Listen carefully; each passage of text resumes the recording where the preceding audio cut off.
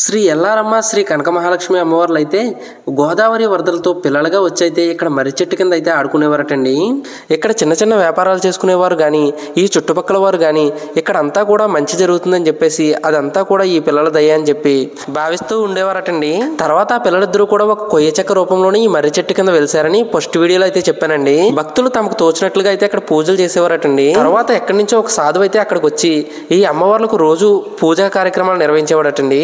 ఈ స్వామిని అందరూ అమ్మ సాధువుగా అయితే పిలిచేవారటండి. తర్వాత అయితే అమ్మవారి సాధు ఆ సాధు అని పిలవడం మొదలు పెట్టారటండి. తర్వాత కాలగమనంలో తుఫాన్ తాకిడికి వరదల తాకిడికి అక్కడ ఉన్న మర్రి చెట్టు అయితే కాలగర్భంలో కలిసిపోయిందండి. అదే ప్లేస్ లో చిన్నపాటి రాళ్ళు మందిరాలు కూడా వెలిసాయండి. 200 సంవత్సరాల నుండి జాతరలు జంతువులు కూడా మొదలు పెట్టారు. అక్కడ భక్తులు భూములు కానుకలుగా సమర్పించడం మొదలు పెట్టారటండి. తర్వాత మెండపేట ఒక పట్టణంగా ఏర్పడిన తర్వాత సుమారు 100 సంవత్సరాల నుండి పట్టణానికి చెందిన కమ్మవారు అయితే అమ్మవారి సేవలు చేయడం మొదలు పెట్టారండి. వారైతే అమ్మవారి నిత్య సేవలో పాల్గొని జాతర నిర్వహిస్తూ ఉండేవారటండి. ఒక తరంలో ఆడబిడ్డలు లేని కారణంగా ఆ తల్లిని తన ఇంటి ఆడబడుచుగా భావించేవారటండి. అప్పట్లో గ్రామ దేవతలను తమ బిడ్డలుగా చూసుకునే సాంప్రదాయం ఉండేదటండి.